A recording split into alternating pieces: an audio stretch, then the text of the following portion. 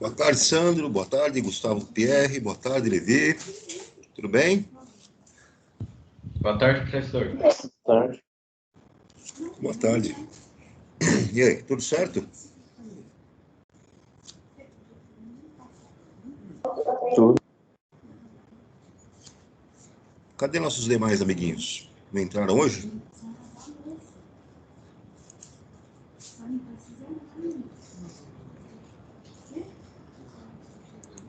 Deixa eu colocar aqui, ó.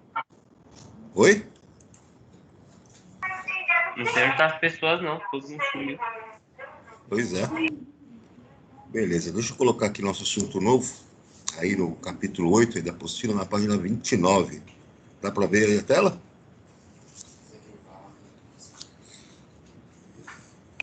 Dá sim, professor.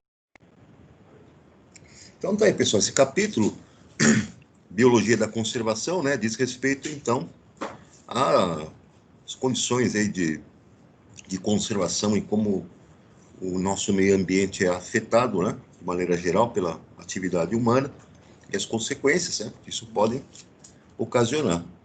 Propõe também aí para nós algumas medidas, né, de como nós podemos estar agindo para poder reduzir esses impactos ambientais e também uma pincelada aí a respeito de quais são, como que é a legislação, né, e quais são os órgãos, né, que cuidam aí das questões ambientais aqui no Brasil e também no mundo, né?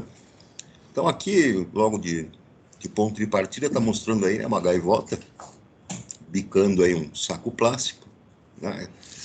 E o que se estima aí pela ONU, né? A cada ano aí são em torno de 8 milhões de toneladas de plástico que vão parar lá nos oceanos, né? E esse plástico todo, então, ele vai ser, né, dispersado pelas correntes marítimas e acaba, né, contaminando, poluindo lá esses oceanos, e você vai ter um problema com todos, né, as diferentes espécies aí que vão acabar se alimentando de maneira acidental, ingerindo de maneira acidental esse material todo, e esses animais acabam, né, adoecendo aí e morrendo. Então é um problema bastante sério. Então tem aqui nessa primeira pergunta que ele já coloca, né, de que maneira o despejo de lixo nos oceanos ameaça a biodiversidade de todo o planeta. Bom, vai ameaçar porque você tem nos oceanos a fonte, a produção, a maior parte do oxigênio, por exemplo, é produzido nos oceanos, né? E se você começa a fazer uma agressão a esse habitat, você muda, né, toda aquela condição de biodiversidade que você tem nos oceanos. E acontecendo isso, você já tem uma primeira ameaça aí, justamente com né, os animais e vegetais daquele ecossistema. Você tem problemas aí de espécies que vão desaparecendo, você interfere na cadeia alimentar, você então modifica toda uma condição que tem um equilíbrio muito delicado, né? Então precisa ser combatido, né, essa poluição, esse lixo que é despejado nos oceanos, em razão do objetivo de você preservar essa biodiversidade, né? Na segunda pergunta, ele coloca aqui: quais medidas são necessárias para reduzir a quantidade de poluentes como plástico dos oceanos? Como você pode contribuir para isso no seu dia a dia? Bom, você tem que rastrear, você tem que ir na raiz do problema, né? Qual é a raiz do problema? É o descarte inadequado de resíduos sólidos. Então, se você mete lá uma sacolona de lixo na rua, chove, aquele material vai parar no bueiro, do bueiro ele vai parar lá no rio, do rio ele vai parar no oceano, e ponto. Então, se você não tem um tratamento adequado para resíduos sólidos, todo esse material vai ser arrastado lá para os rios, né? E você vai ter, então, esse material indo parar nos oceanos. Não basta só a questão de reduzir o consumo, né, de materiais plásticos, ou reduzir o consumo por si só, mas se você não der um tratamento, né, adequado, uma destinação adequada para esses resíduos, eles vão para o ambiente, não adianta. E aí você vai ter o problema da poluição que não vai terminar nunca. Aqui então tem os objetivos, né, discutir a importância da preservação da biodiversidade e o papel das unidades de conservação nesse processo. Então, vamos ver qual é a importância de preservar essa biodiversidade. Identificar ações de sustentabilidade, né, e maneiras de reduzir a pegada ecológica de forma individual e coletiva. E reconhecer a ecologia da restauração como uma forma de auxiliar na solução de problemas ambientais. Essa ecologia da restauração seriam propostas, né, técnicas para você poder restaurar, né, recuperar ambientes que, por alguma razão, foram degradados. Então, aqui, ele já coloca no início do texto, as principais, né, ameaças à biodiversidade. Você tem, então, o planeta, como ele coloca, é um sistema em equilíbrio, certo? É um equilíbrio que permite a manutenção da vida, uma vez que as atividades humanas, né, interferem de alguma forma nesse equilíbrio, você começa a ter uma geração de problemas aí ambientais. Né? Você pode desencadear, a partir da ação humana, né, vários tipos de degradação aí do ambiente. O que vai ocasionar o que? Falta d'água, né? Escassez de alimentos, de nutrientes, né? Modificações nos regimes de temperatura, né? Desgaste aí do solo, exaustão aí do solo, né?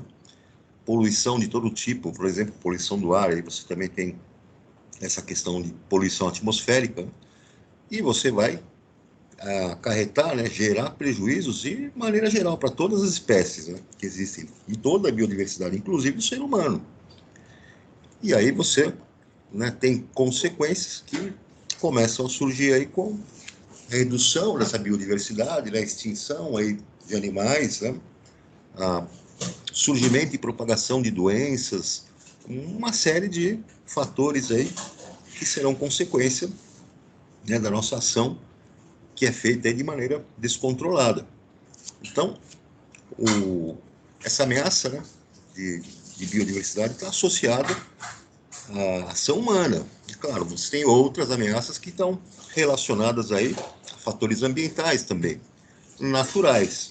Tem erupção vulcânica, lá, terremoto, tempestades, né, furacões, enfim. Essas ameaças, né, naturais também existem, mas são fora do nosso controle.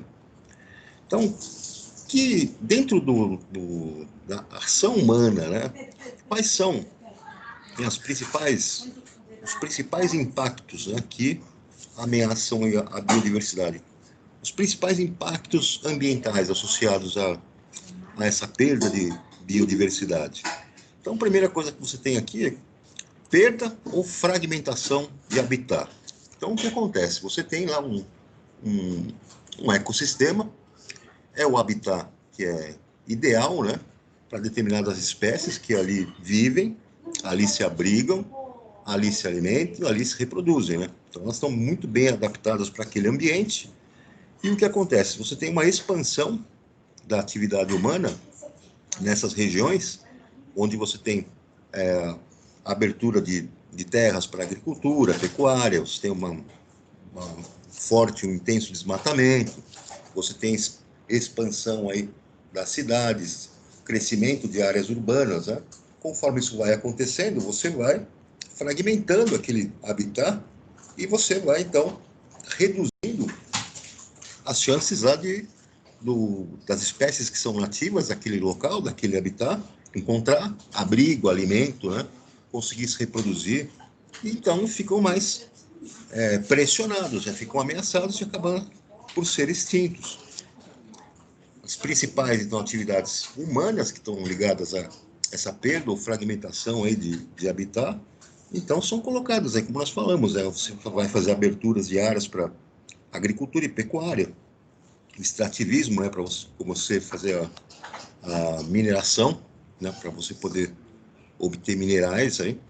Você tem o setor madeireiro, muitas vezes, tá, você faz ali extração de madeira, né, abertura de estrada, né, próprio crescimento das áreas urbanas, né, você tem ali loteamentos, você tem construções que vão sendo feitas e aquilo vai avançando naqueles habitats e vai ocasionando essa dificuldade, né, para que as espécies nativas daquele habitat tenham condições de sobrevivência. Esse é uma das situações. Então, ele mostra aqui nessa imagem, né, a floresta, né, fragmentada pela agricultura. Então, nós percebemos aqui que tínhamos uma região florestal, né? Nós tivemos aqui uma área que foi desmatada para abertura aqui de espaços para lavouras, né? Também você percebe embaixo aqui o crescimento, né, de áreas urbanas, cidades, né, que vão se formando ali, vilas que vão se formando, e isso vai avançando naqueles terrenos. Vai ocasionar, então, impacto nas espécies que vivem nesses locais, né? Outra situação de ameaça é a introdução de espécies exóticas. Então, você tem espécies que não são, né, naturais, né, daquele ecossistema, não são encontradas naquele ecossistema. Essas espécies exóticas são introduzidas de alguma maneira naquele ecossistema, naquele habitat. E o que acontece? Muitas vezes isso ocorre, né, de maneira intencional ou acidental. Nesse novo ambiente, essa espécie exótica ela pode apresentar vantagens, né, com relação às espécies nativas, vantagens em termos de não ter predadores, por exemplo, predadores naturais. E aí, na competição que se estabelece entre a espécie nativa e a espécie exótica acaba levando vantagem e ocasiona, né, a redução das outras espécies nativas e até mesmo a sua extinção. É o que mostra aqui com relação à abelha africana, essa Apis mellifera, né, que foi introduzida aí no Brasil, e ela compete, né, com as abelhas, né, nativas aqui do Brasil, que não tem ferrão, por exemplo. E aí, o que acontece? Você tem, né, nas florestas que nós temos aí, as aves, né, que estão habituadas àquele local, elas acabam sendo afugentadas por essas abelhas, porque essas aí têm ferrão, tá certo? E se uma arara ou se uma ave que frequentava determinado local, determinada árvore, vai encontrar uma colmeia dessas abelhas e elas vão ferroar, vão atacar. Então aí, essas aves vão ter dificuldade de fazer o quê? De construir os seus ninhos, por exemplo, para poder se reproduzir. E até mesmo se abrigar e se alimentar. Uma preocupação muito grande que existe também é com relação aos transgênicos. Né? Você tem plantas que são modificadas geneticamente para aumentar a produtividade lá na agricultura, mas se você, por alguma razão, não tiver um estudo muito bem feito a respeito dessas sementes que vão originar essas plantas transgênicas, e de repente essas sementes forem parar, né, num local por um acidente ou de maneira proposital, e essas plantas começam a desenvolver, elas podem começar a concorrer com outras plantas daquela região, né? E aí você tem um problema também de competição, e as espécies nativas podem acabar, né, levando alguma desvantagem nesse processo. Todo mundo viu aí na mídia aparecendo lá os pacotinhos de sementes chinesas que estavam sendo entregues lá nas casas, né? E todo mundo ficou preocupado porque pode ser ali uma semente de uma espécie exótica de uma planta, né, que pode ser uma praga, que se de repente o cara lá vai e planta, aquela espécie lá pode chegar e se disseminar, se espalhar, competir lá com outras espécies que nós temos aqui e pode se gerar problemas aí. Tanto que a recomendação lá do Ministério da Agricultura é que se você receber um pacotinho de sementes como aquela, não joga no lixo, pega e leva lá para algum órgão, alguma autoridade que receba esse pacotinho e faça a incineração, né? Que se você jogar no lixo, aquilo vai parar lá no aterro sanitário, essas sementes vão brotar e aí você vai estar com uma espécie exótica aí que nós não sabemos o potencial aí de danos que ela pode causar. Outra condição que exerce pressão na biodiversidade e no ambiente, né, a sobreexploração, como está mostrado aqui. Então, a sobreexploração consiste no quê? Você faz uma extração, né, de recursos da natureza, mas você extrai numa velocidade muito maior do que aquele recurso consegue se regenerar. Então, você tem aí exemplos de pesca, né? A pesca mesmo, a indústria da pesca, ela foi aumentando, foi se expandindo, mas o que acontece é que você tem uma redução na quantidade e na biodiversidade de peixes lá nos oceanos. E aí, se você não tem um equilíbrio, né, dentro desse processo de extração desse recurso, você começa a pressionar, ele começa a ficar reduzido. E aí você pode até mesmo desaparecer, né, com diversos tipos de espécies. Antigamente, quando nós tínhamos em peixarias, os peixes que eram oferecidos para serem vendidos eram enormes, né? Você ia comprar um atum era do tamanho de uma mesa mesmo. Hoje o que você encontra são os pequenos, é como se fossem filhotes, né? Não deu nem tempo do bicho crescer ainda e a pessoa, né, já está pescando, ele já está oferecendo para venda. Então, tem que haver um equilíbrio nesse sentido também. A questão da madeira é outro caso, né? Se você então extrai de maneira a fazer uma sobreexploração de madeira, o que vai acontecer? Vai desaparecer, né? Aconteceu isso com o pau-brasil aí, quase que foi extinto por causa da forma, né, sobreexplorada, ou seja, predatória, né, onde você não dá tempo daquele recurso, daquela espécie se regenerar, e aí você acaba diminuindo a quantidade do recurso, ou mesmo no caso aí de peixes, madeira, você acaba até extinguindo, desaparecendo com aquela espécie. Um terceiro não, mas uma outra condição, né, de agressão que nós temos aí a biodiversidade, a poluição. Então, é até evidente, né, poluição do ar, água, solo, você vai impactar na sobrevivência dos seres vivos, porque você vai despejar, no caso da água, por exemplo, você despeja esgoto, despeja o próprio esgoto cheio de matéria orgânica. Você vai ter esse material, né, até dejetos industriais também, que você não trata, isso lá na água, naquele habitat, vai interferir na vida das espécies que vivem ali, né? Você vai ter, então, organismos que não vão conseguir respirar, não vão conseguir fazer fotossíntese, você vai ter outras espécies lá por exemplo, algas que podem se desenvolver de maneira descontrolada, bloqueando a radiação solar e fazendo com que a luz não chegue lá nos micro-organismos que fazem fotossíntese, por exemplo.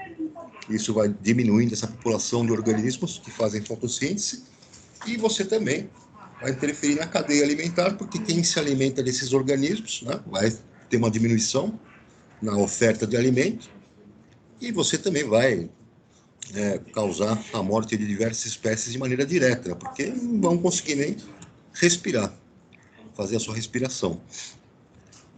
Aqui coloca o uso dos agrotóxicos, né? Então, esse uso dos agrotóxicos, ele tem as suas consequências, né? Se você faz a utilização dele de maneira desequilibrada, né, utiliza esse recurso aí de uma forma excessiva, vamos dizer assim, sem controle, você vai ter todas essas substâncias, né, que vão causar a morte lá das pragas que você quer combater, mas também vai matar de maneira aleatória outras espécies, né, que não te criam problemas.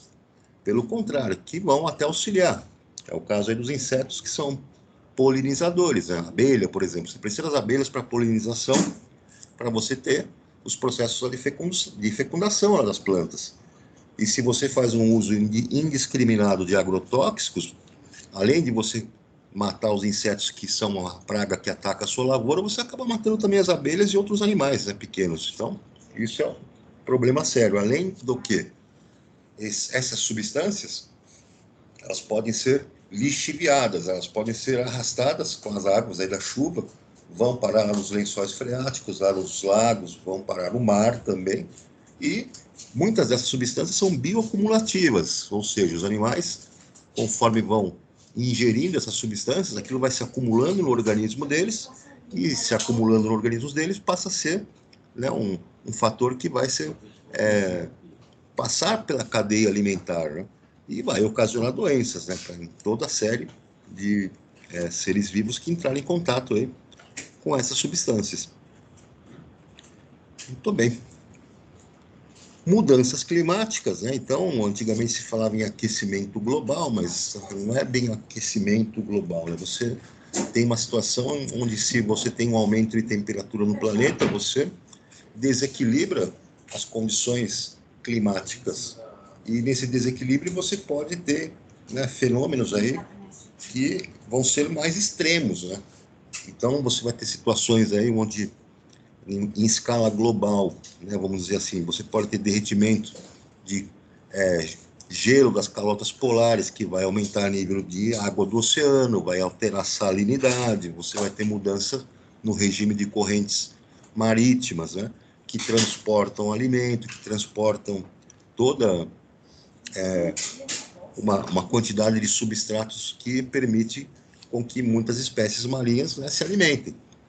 Você tem aí, nesses regimes de modificação, né, climática, alteração aí nas formações das correntes atmosféricas, de ventos, né? Você tem possibilidade de formação de fenômenos mais extremos em termos de furacões, tufões, chuvas, regime de chuva é afetado, locais que você tinha muita chuva passa a ter períodos de maior seca e vice-versa. Então, toda essa situação de mudança no regime climático do planeta interfere diretamente nos ecossistemas que se formam nesse planeta.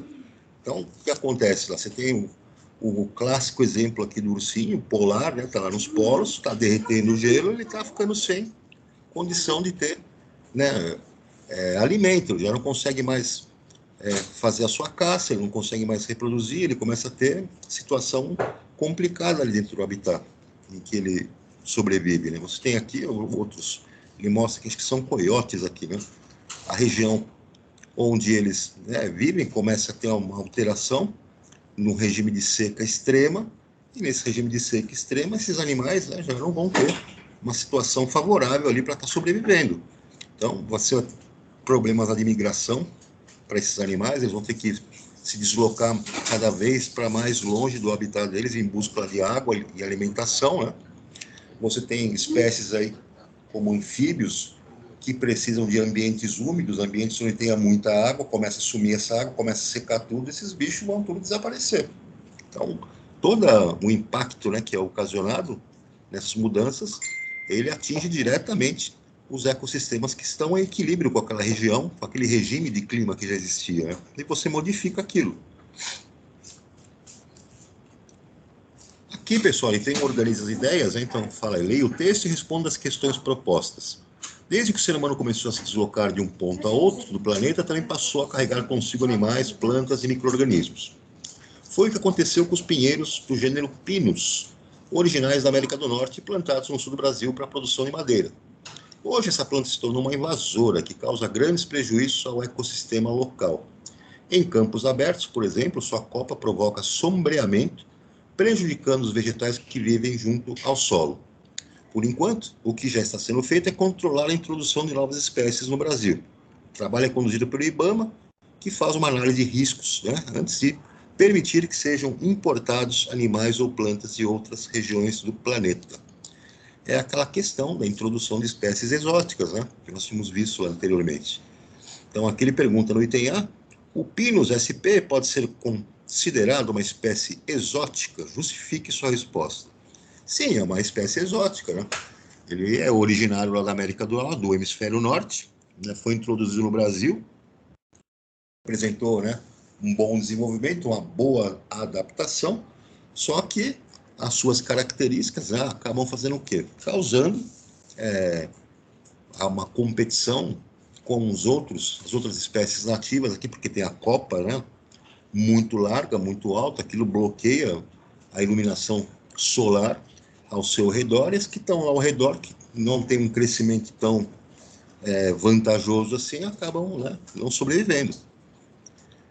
Item B. Segundo o texto, quais medidas estão sendo tomadas para evitar a entrada de novas espécies no Brasil? Então, o que ele falou aí, né? O IBAMA, né? Instituto Brasileiro de Meio Ambiente, Recursos Naturais e Renováveis, é o órgão que é responsável, né, para controlar a entrada de espécies aí no Brasil. Eles fazem, então, análise de risco, faz um estudo a respeito lá daquela espécie, o comportamento que ela tem, tanto para animais quanto para vegetais, né?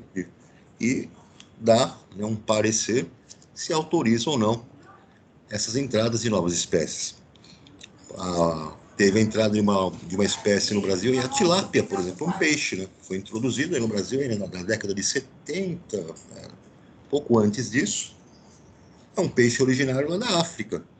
Foi introduzido no Brasil, mas não gerou tantos problemas de competição, não gerou tantos problemas assim com relação ao habitat, né? Num primeiro momento. Hoje, né, conseguimos conciliar com as espécies que nós temos aqui nativas. Aí, pessoal, ele diz aqui sobre as unidades de conservação, né? As unidades de conservação, então você vai ter, né, instituições que vão ter por objetivo aí propiciar a conservação, né, de determinados ecossistemas com relação à biodiversidade, com relação também ambiental, né? Então temos aí as unidades de conservação UCs, né? Elas têm a sua legislação específica e elas determinam o quê, né? O Sistema Nacional de Unidades de Conservação, esse SNUC. Essas unidades de conservação, né, são federais, então são que estão submetidos à gestão do governo federal, tem aí em torno de 330, né? E são administradas aí pelo que eles chamam de ICM, Instituto Chico Mendes de Conservação da Biodiversidade. Elas são classificadas aí em dois grupos, né? Você tem um grupo de proteção integral, então ali você não toca, ali você não mexe, ali você não entra, e um outro uso, né? Um outro grupo que é o de uso sustentável, que permite, né, dá uma certa tolerância para que você faça uma utilização dos recursos que você tem naquela área, mas de maneira sustentável, né? E aí ele fala um pouco da história, que foi em 1937 que nós tivemos a primeira unidade de conservação, né, o Parque Nacional de Itatiaia, no Rio de Janeiro. Depois, década de 60 e 70, né, outras unidades de conservação foram sendo criadas, e aí você teve os primeiros esforços, né, para você ter a criação desse Sistema Nacional de Áreas Protegidas, que na minha fotinha não está saindo, mas dá para vocês verem na apostilinha aí, né? Parque Nacional do Itatiaia. Muito bem. Vamos lá para as unidades, então, de conservação de proteção integral, né? Então, ali nessas áreas, elas não podem ser habitadas por seres humanos, né? Você só faz uso indireto desses recursos naturais que existem ali. Esses recursos indiretos são, né, direcionados para pesquisas científicas, né, e turismo ecológico. O que nós temos lá, então, né? Estações, né, ecológicas, reservas biológicas, né, parques nacionais, monumentos naturais e refúgios de vida silvestre. Cada um deles, então, aqui vem as definições, né? As estações ecológicas, né? Você, então, vai voltar aquilo para quê? Para preservação e realização de pesquisa, desde que haja uma autorização lá desse ICMBio para que você faça esses trabalhos, né? O objetivo, então, ali vai ser o quê? Somente a entrada de pessoas para visitação e com objetivos educacionais, além de você poder fazer trabalhos de pesquisa. Esses exemplos que são dados aí dessas estações ecológicas, você tem a Estação Ecológica da Terra do Meio, no Pará, do Iquê, no Mato Grosso, Murici, em Alagoas, Tamoios, Rio de Janeiro, e várias outras aí, né? Já as reservas aqui biológicas, como o próprio nome diz, você vai preservar um conjunto de seres vivos, né, que fazem parte da biodiversidade daquele local. Então, o que você permite nesse local vai ser, né, atividades que vão estar relacionadas à recuperação de ecossistemas que, de alguma forma, foram alterados. Então, te interessa recuperar o ambiente nessas reservas biológicas para que você tenha essas espécies, né, animais, se recuperando, ou seja, que você permita lá que eles tenham as populações ali recompostas desses animais. Então você tem aí, ó, reserva biológica da Araucária, no Paraná, desculpa, a Poço das Antas, no Rio de Janeiro, o Atol das Rocas, lá no Rio Grande do Norte. Então você vai ter uma série de espécies, né, que são daquele habitat e você faz uma reserva biológica porque você tem a intenção de recuperar aquele local para que você regenere, né, a população desses animais que de alguma maneira estão ameaçados. Depois vem aqui os parques nacionais, né? Esse aqui ele vai permitir maior interação, né, de visitantes com a natureza. Então, você vai ter... Existe a permissão para atividade recreativa, educativa, turismo ecológico, né, pesquisa científica. Então, você vê aqui, né, o Parque Nacional dos Lençóis Maranhenses, lá no Maranhão. Você pode ir até lá, alugar um bug, passear, pode mergulhar lá nas lagoas.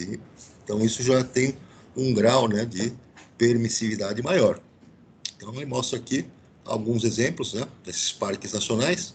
Parque Nacional de Bodoquena, Mato Grosso do Sul, Serra da Canastra, Minas Gerais, né, Lagoa dos Peixes, Rio Grande do Sul. Vamos lá para os monumentos naturais, né? Então, esses monumentos naturais vão corresponder a quê? Locais com características, né, naturais que são raras, né, ou de grande beleza. E aí, nesse caso, né, você permite a visita de turista, né, pode ter visitação turística, a contemplação, mas você tem que criar normas e regras, né, para controle e preservação, né, cuidado de preservação com o local. Você tem aí, como exemplos, isso, o Monumento Natural do Rio São Francisco. Você pega trechos da Bahia, de Sergipe e de Alagoas, né, nesses trechos, né, Pontões Capixabas, do Espírito Santo e outros. Já refúgios de vida silvestre, né, você cria com a intenção de proteger o ambiente natural e oferecer condições para que as espécies, né, que ali têm o seu habitat possam realizar a sua reprodução, né, tanto espécies que são locais quanto espécies migratórias. Então, a visitação pública aí, ela é permitida, mas, né, tem normas que são estabelecidas para cada local, em cada situação. Você tem aí no Brasil em torno de 30 refúgios aí de vida silvestre que se destinam então à manutenção de biodiversidade. Exemplos, né, refúgio da vida silvestre da Ilha dos Lobos, no Rio Grande do Sul, Rio dos Frades, na Bahia, Ararinha Azul, na Bahia também, o nome já é sugestivo, né? Ararinha Azul, por quê? Porque você tem uma espécie ali que você está querendo, né, preservar, você está dando um refúgio para que ela possa, né, se recuperar, se reproduzir, e outras até para fazer migração. Agora vamos ver aqui, ó. Então, a primeira parte que nós vimos ali, não pode mexer, você não pode fazer nenhuma atividade ali mais agressiva que você faça algum extrativismo ou tenha muitas atividades econômicas, né? Agora você já tem aqui as unidades, né, de conservação de uso sustentável. Então, aqui você pode fazer uma utilização comercial, vamos dizer assim, você pode fazer uma extração, um extrativismo, você pode fazer uma certa exploração desses locais dentro de uma política de sustentabilidade, né, onde você consiga extrair esses recursos naturais de maneira que eles tenham tempo de se regenerar e que você não afete, né, toda a biodiversidade que você tem naquele local. Então, nessas unidades de conservação e de uso sustentável, você permite extrair o que? Fruta, praticar agricultura familiar em pequenas áreas. Então, vejam que temos algumas definições para elas também. Temos aí as áreas de proteção ambiental. Então, são áreas extensas aí que pode ter comunidade no seu interior, ou seja, você pode ter, né, pessoas habitando dentro dessas áreas, e com a contrapartida que essas pessoas, essas comunidades devem contribuir de alguma maneira para, né, conservação da diversidade biológica daquele local. Né? O processo de ocupação tem que ser ordenado, né, e os recursos, né, naturais disponíveis devem ser trabalhados com condições sustentáveis. Então, aqui nós temos alguns exemplos aqui, né? A área de proteção ambiental da Baleia Franca, em Santa Catarina, Serra da Mantiqueira, Minas, Rio de Janeiro e São Paulo, Canalé e Iguape, Peruíbe. Então, tá aí, né? Outras são denominadas reservas extrativistas, né? Então, as populações ali podem, né, coletar alimentos, podem fazer uma agricultura que não é extensiva, né, que garante a produção de alimentos para o seu próprio consumo, criar, né, animais de pequeno porte, né, tudo isso também de maneira sustentável. O objetivo dessas reservas extrativistas, então, é proteger populações que já vivem nessas áreas. Então, e tem a sua própria cultura e tem os recursos naturais que garantem a sua sobrevivência. Então, vocês já perceberam aí que os nossos indígenas, né, os povos indígenas que nós temos aí no país, né, se encaixam muito bem dentro dessas reservas, que são extrativistas e que vão garantir que povos, comunidades que têm sua própria cultura, né, e têm seus meios de subsistência, consigam se estabelecer nesses locais. Então, tem aí os exemplos da reserva extrativista do Rio Xingu, lá no Pará, Chico Mendes, no Acre, Lago do Cedro, em Goiás, Marinha do Arraial do Cabo, no Rio de Janeiro. Então, tá aqui, ele mostra uma fotinha aí, né, do açaí, né? O pessoal lá faz a extração aí dessa fruta e ela é proveniente aí dessas reservas extrativistas. Temos uma classificação também como áreas de relevante interesse ecológico, né? Essas áreas, então, normalmente elas têm uma extensão pequena, né? Não são muito grandes, né? Tem muito pouco, ou quase nenhuma ocupação humana. E o que acontece? Esse tipo de área, né, instituída aí, com o objetivo de você abrigar, né, espécies raras e para preservar, né, fazer a manutenção aí dos ecossistemas. Então tem os exemplos aí, ali Serra da Abelha, lá em Santa Catarina, Javari, Buriti, no Amazonas, Capetinga, Taquara, Distrito Federal. Aqui ele mostra a fotinha aí do Vale dos Dinossauros, né, na Paraíba. Por que você faz, então, uma área de relevante interesse ecológico? Porque você tem fósseis ali naquela região, né? E os fósseis têm um valor, né, científico muito grande. Então, você propõe a criação dessa área, né, de preservação. Tudo bem, pessoal?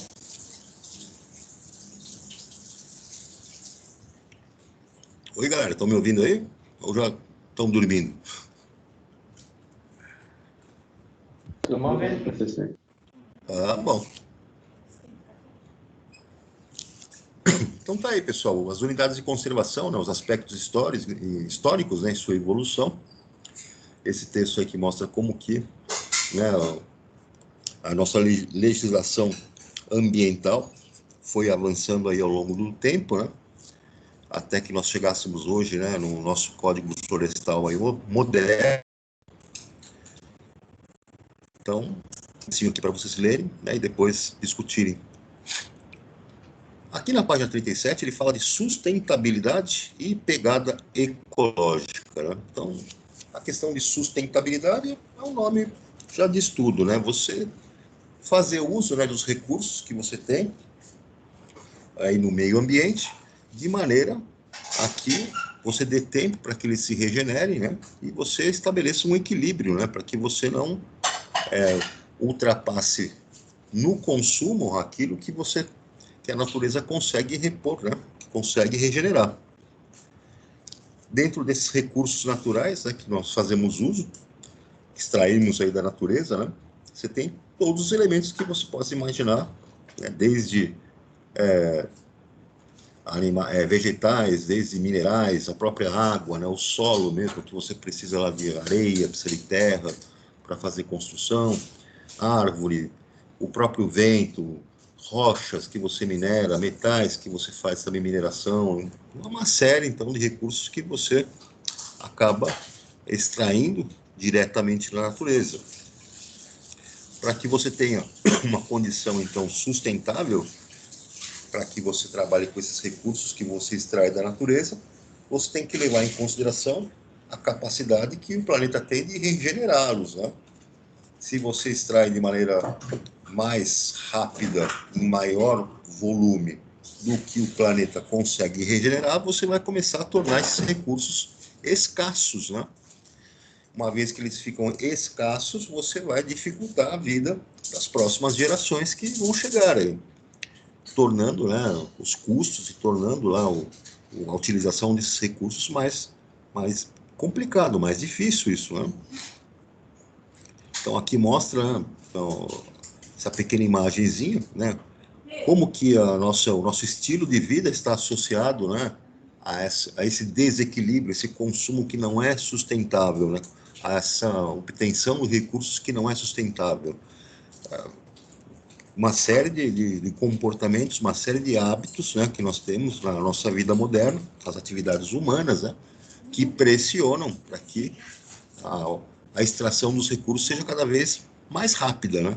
Não dando tempo para a sua regeneração. Então, o consumo de água, você tem lá o consumo de combustíveis, você tem a própria nossa sociedade de mercado, né? De um consumo muito violento de produtos, né? A busca por produtos, né, o tempo todo. Então, são atividades, né? São estilos de vida, né? De alto consumo, né, que pressionam cada vez mais o que nós temos aí de estoques de recursos.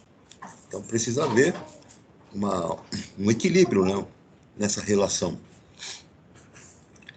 Aqui, turma, tem esse Organize as Ideias, que eu vou deixar aqui para vocês depois fazerem. E aqui vem a questão da água virtual, né? Essa água virtual é uma técnica, né, que foi utilizada, né, em termos de, não sendo tanto uma técnica, mas mais um conceito para tentar medir, né, o impacto que nós temos em determinados produtos, né, na produção de alguns artigos que nós temos aí de consumo. Seria um impacto que é gerado em termos de consumo de água para cada um dos produtos aí que são fabricados, produzidos, né? Então a ideia é que muitas vezes você pensa, eu vou tomar uma xícara de café, né? Mas, pô, qual foi a quantidade de água necessária para produzir aquela xícara de café? Você tem que pensar que o café, a semente dele veio de uma planta, e essa planta foi produzida lá numa lavoura, e naquela lavoura você precisou fazer irrigação, e todo esse processo de produção do café até ele chegar no seu estado final naquela xícara, envolveu, né, uma certa quantidade de água que foi consumida para a produção dele, para a confecção de qualquer artigo que nós tenhamos, desde uma roupa com tecido de algodão até alguma tintura, algum corante que você utilize aí para tingir esse tecido. Qualquer tipo de material, né, você pode, dentro do processo, né, de fabricação, confecção, produção, pelo qual ele passou, houve uma quantidade de água envolvida, né, nesse processo. Então dá para você fazer uma medição aproximadamente, né, do que você tem lá de água virtual, né, essa pegada de água virtual. Então vejam aqui no nosso, né, esqueminha aqui, para você produzir 1 quilo de batata, né, estima-se que você gastou, né, consumiu 132,5 litros de água. Aquela xicrinha de café que eu falei para vocês lá, a estimativa é que foram consumidos 140 litros de água. Ah, mas onde que isso foi consumido? Tanto na batata quanto no café? Ah, você teve que fazer a irrigação, né, desses vegetais, né, durante o processo lá de produção deles na lavoura. Além disso, você tem os processos lá de purificação, muitas vezes que são feitos, né, que também vão demandar uma certa quantidade de água. A banana também, 1 quilo de banana, você demandou aí o consumo de 499 litros de água. De fato, você teve lá para fazer o cultivo dessa fruta, a água que foi consumida para tudo isso, e além dos processos que você tem depois, né, de armazenamento, de transporte, enfim, envolvem certas quantidades de água que também são utilizadas. O leite, né, 1 litro de leite, você vê aqui que houve uma demanda de 712,5 litros de água, né? Você teve que dar água para a vaca beber, muita água ali para que ela conseguisse, né, crescer, se alimentar, e durante o período em que ela está produzindo leite, né, você está consumindo toda essa água. Para fazer 1 quilo de arroz aqui, estima-se 2.500 litros de água. Então, você precisa de regiões que são alagadas, precisa de mais, regiões mais úmidas, tem que ficar jogando água ali o tempo todo. Depois, para o processo lá de separação das sementes. Depois, para você fazer lá o polimento, para você poder refinar. Então, vai toda essa quantidade de água. A carne de frango, aqui vejo aqui 1 quilo, né, 3.700 litros de água. Para fazer 1 quilo de queijo, 5.000 litros de água. 1 quilo de carne, né, 17.000 litros de água. Você imagina só a água aqui, além do que o gado, né, vai beber, você tem toda a água que é utilizada no processo lá de corte, né, quando você faz o corte lá do seu gado. E olha aqui, 1 quilo de manteiga, né, 18.000 litros de água. Então, para todos os produtos, né, que nós temos aí do nosso cotidiano, dá para você fazer um cálculo, né, e medir aproximadamente qual que é essa água virtual que foi utilizada na produção daquele produto. Outro conceito que aparece é a pegada ecológica. Essa pegada ecológica, ela representa o quê? Representa, digamos assim, qual que é o seu consumo, né? Como que você consome em termos do que o planeta oferece em termos de recursos. Então, essa pegada ecológica, os caras medem aí em hectares globais, né? E esse hectare global, ele representa o quê? Representa uma média, né, de produtividade mundial para terras e águas, né, que são produtivas no período de 1 ano. Então, é um cálculo que é feito, né, e você pode pegar vários países, né, que tem vários povos com diferentes estilos de vida. Você percebe que alguns povos, né, as nações mais desenvolvidas têm essa pegada muito maior do que as nações que não são desenvolvidas ou estão em desenvolvimento, né? Você também pode utilizar o conceito lá da água virtual para medir aquilo que seria a nossa pegada hídrica, né? O que seria essa pegada hídrica? Seria o quanto que você impacta, né, através dos seus hábitos, através das ações humanas, no consumo de água, né, com relação ao planeta, o que nós temos de oferta de água doce no planeta. Não só com relação ao seu consumo, mas com relação ao quanto você polui, né, dessa água.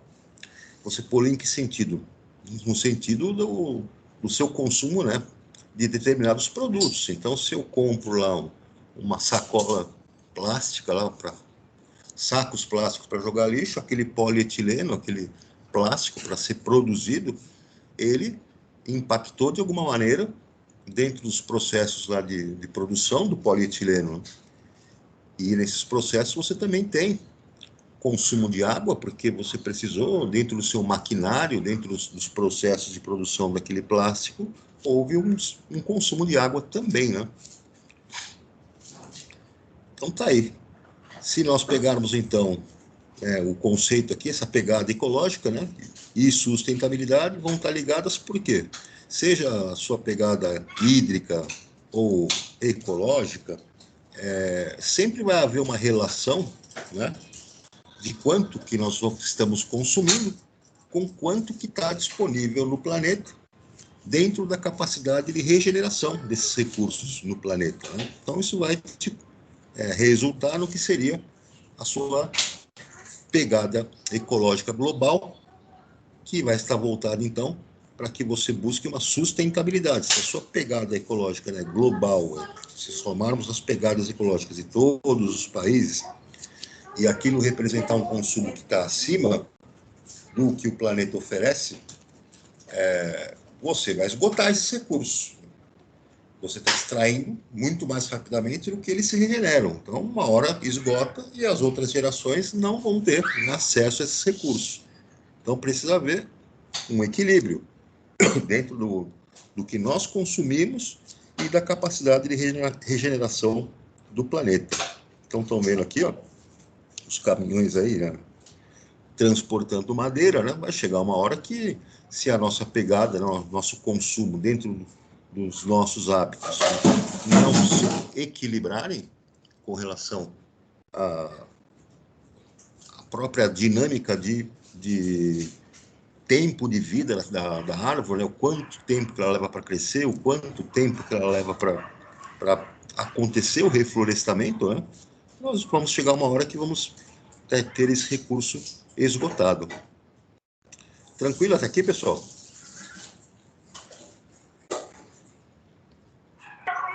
Tranquilo. Bom, vou pedir para vocês fazerem aqui, ó, organize as ideias aqui na página 38 e depois aqui as atividades na página 41. Estão vendo na página 41? Então, vocês têm uns minutinhos para fazer esse exercício aí.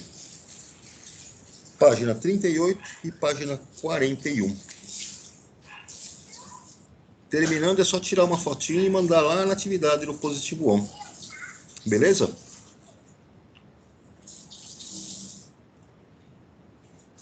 Oi, pessoal, estão me ouvindo aí?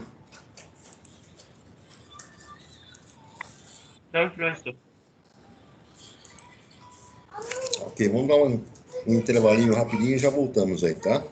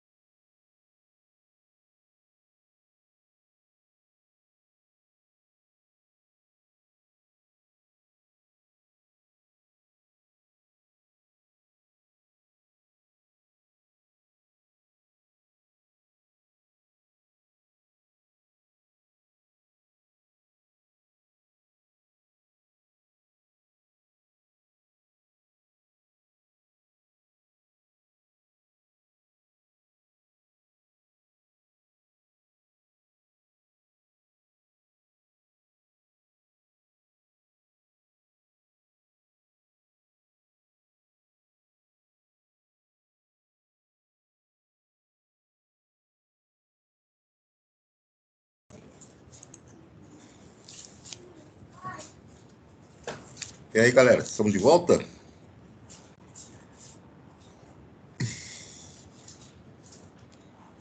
Opa, aí, professor.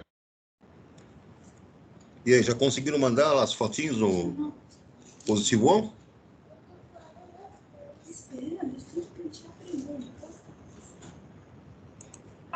Eu mandei até a página 41.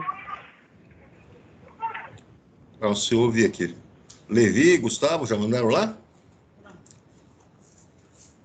Tô quase, professor. Beleza.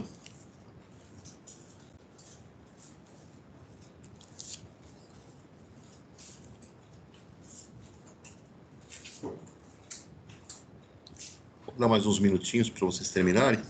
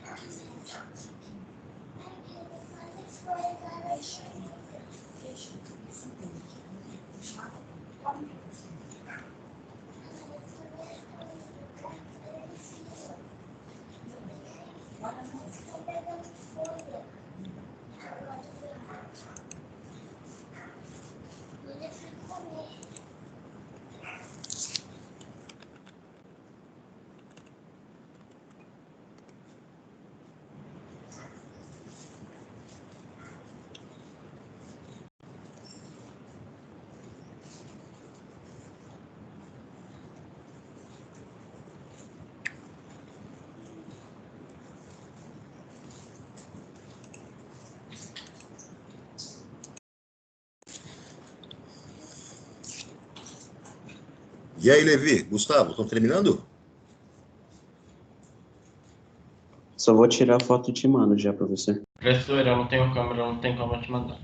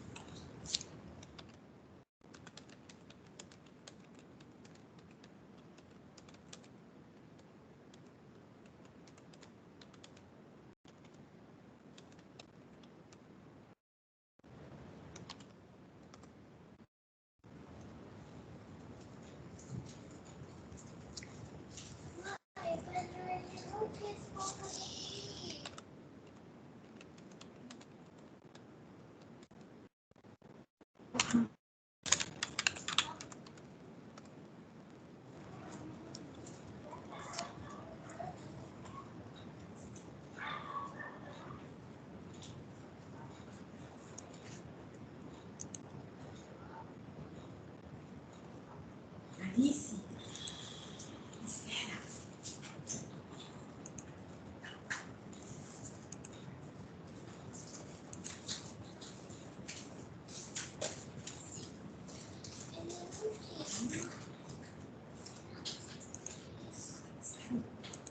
Tem que saber esperar. Espera um pouquinho. Deixa eu voltar. Ele vai colocar. Não, eu coloco no seu quarto.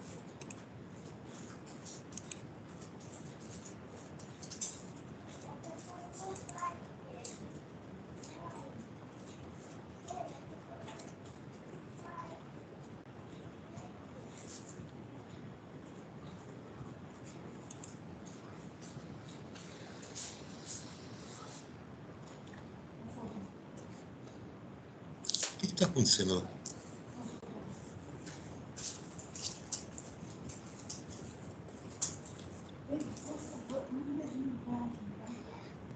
Te enviei as fotos, tá, professor? Beleza, deixa eu checar aqui.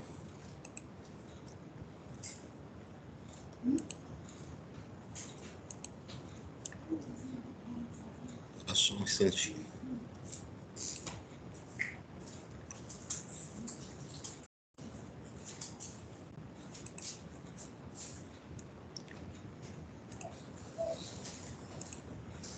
Chegaram aqui 2 arquivos. Levi.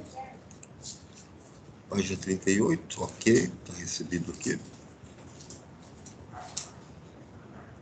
E página 41 também recebido. Beleza. Vamos lá então para nossa correção aqui. Deixa eu compartilhar a tela.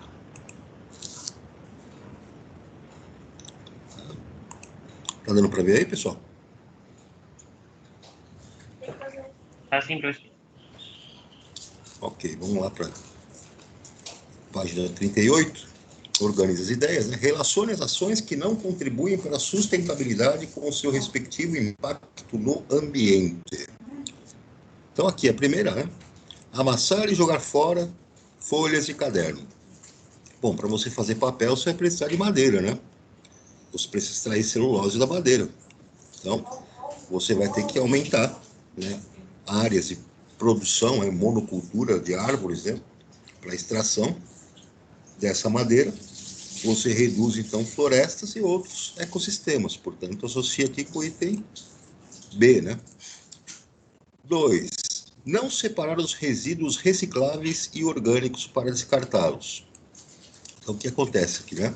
Se você não fizer essa reciclagem, você vai perder, né, esse material que poderia ser reaproveitado e você vai precisar extrair mais, né, uma quantidade maior desse material para poder, né, repor na sua linha de consumo, né? Então, se você não tem reciclagem, você precisa de mais recursos, mais madeira, alumínio, né, que você vai precisar extrair, e tudo isso demanda, né, maior impacto aí ambiental. Os resíduos plásticos aí que você também elimina, ele pode, então, né, se você não os separá-los de maneira adequada, contaminar ecossistemas, como nós vimos lá o problema lá nos rios e nos oceanos, né? Terceiro aqui diz, não utilizar transporte público e outras formas alternativas, como bicicleta, né, ou a pé mesmo. Aí está associado ao quê? Está associado ao consumo, né, de combustível e também a emissão, né, de poluição.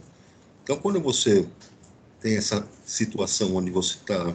Deixa eu ver aqui qual foi a coluna que ele colocou aqui no 3, na verdade aqui o item A.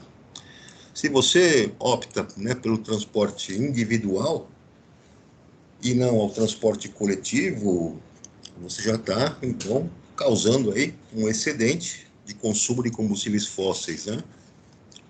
O aumento do consumo desses combustíveis vai, então, originar maior quantidade de gases, né, que vão ser lançados na atmosfera, gases poluentes. Você vai estar, né, intensificando efeito estufa e que esses gases poluentes também vão causar doenças respiratórias. Veja o congestionamento que é gerado aí quando todos optam por um transporte individual aí de automóvel. 4, né, deixar lâmpadas acesas sem necessidade. Você vai precisar gerar energia elétrica, né, para atender essa demanda desnecessária. E para você gerar essa energia elétrica, você vai precisar, né, de usinas para a produção dessa energia, sejam elas hidrelétricas ou de outras fontes para gerar.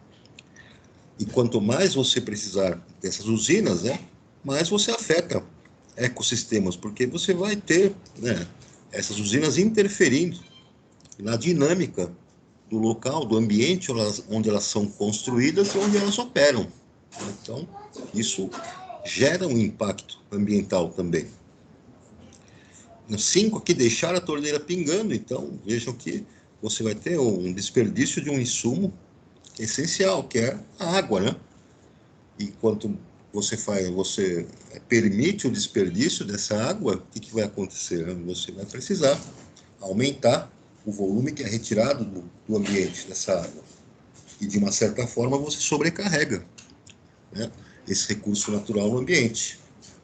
É engraçado porque eles falam, não deixa a torneira pingando, né? É uma atitude individual, mas a nossa Sabesp aqui, ela tem um desperdício de água nas suas linhas de transmissão, aí, de abastecimento, de quase 40%. Isso não aparece nas propagandas de TV, né? Então, de toda a água que eles captam, né, de cada 100 litros de água que a Sabesp capta e trata, ela desperdiça ao longo das tubulações de distribuição, 38 litros, né, são desperdiçados. Aqui o item 6, né, utilizar sacolas plásticas descartáveis para armazenar compras, aproveitando-as para descartar o lixo. Aí que tá, né, o que vai acontecer? Essa sacola é de plástico, né? Essa sacola de plástico, se ela for parar, né, se houver um descarte inadequado desse resíduo, né, como lixo, você vai ter entupimento de esgoto, né? E entupindo esgoto vai provocar alagamento. Além do que, esse material pode ser, né, transportado através das linhas de esgoto lá para os reservatórios, e você vai ter isso parando lá em represas, vai parar em rios e acaba parando também no oceano. E vai gerar todo aquele problema ambiental lá para a biodiversidade, que nós já vimos discutido, né? Tudo bem até aqui, turma?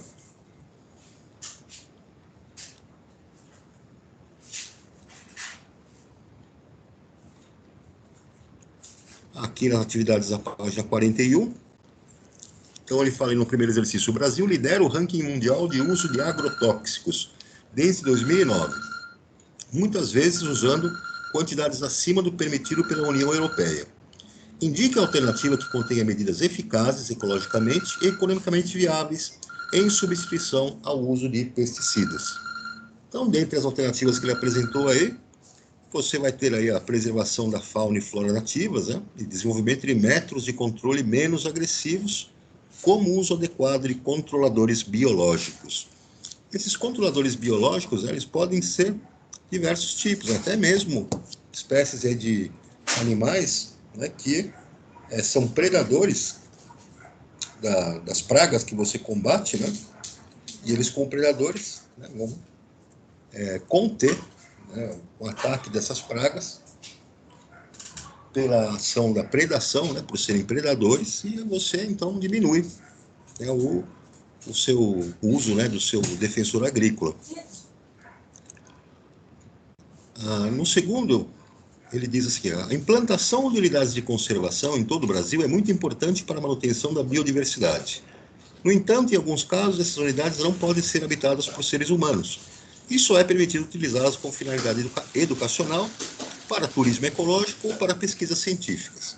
Sobre as áreas com essas características, é correto afirmar que, então, das alternativas que nós temos aqui, né, essas unidades de conservação são do tipo de proteção integral, né? Ele tem uma limitação maior, né? Uma restrição mais elevada. Alternativa C. Terceiro exercício: você já parou para pensar sobre a origem dos objetos ao seu redor? Considere uma sacola plástica comum produzida por meio do petróleo.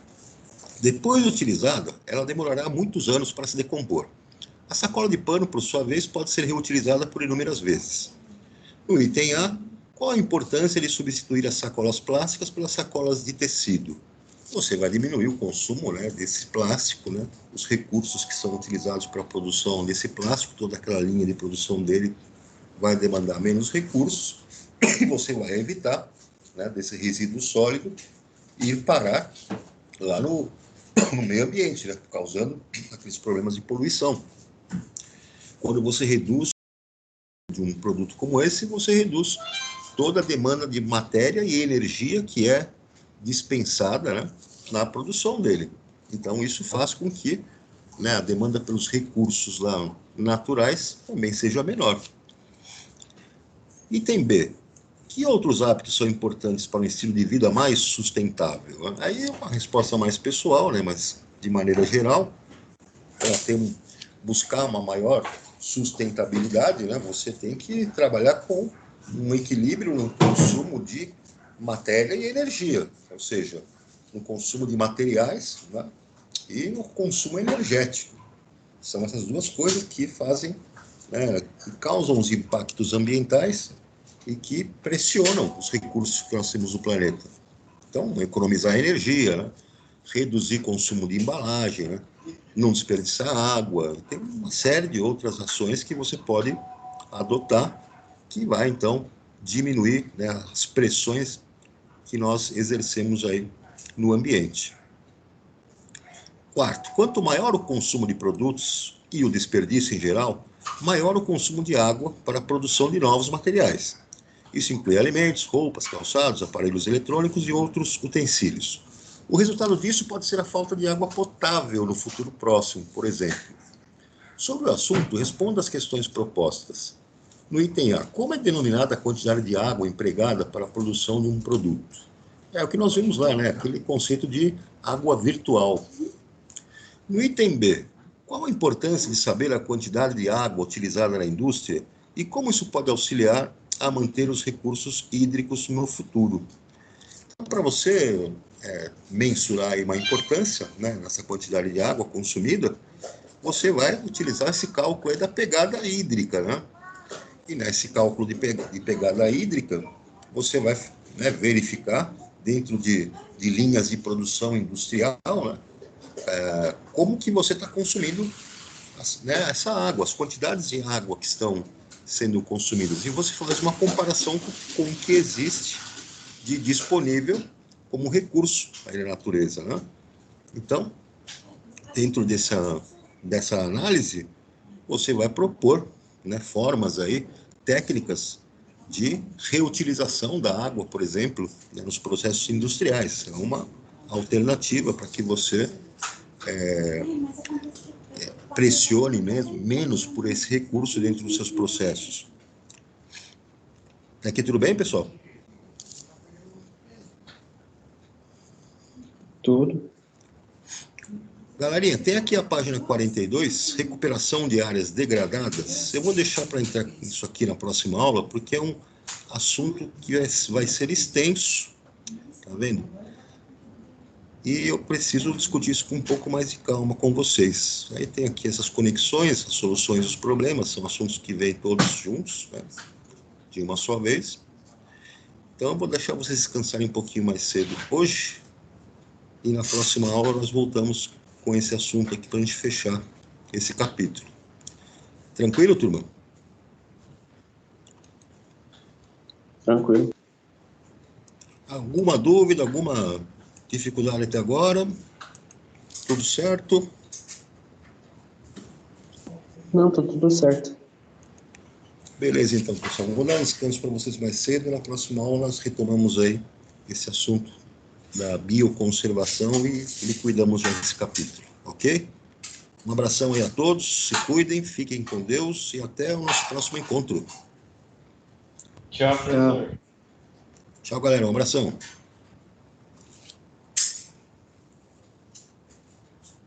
Tchau, professor. Até mais.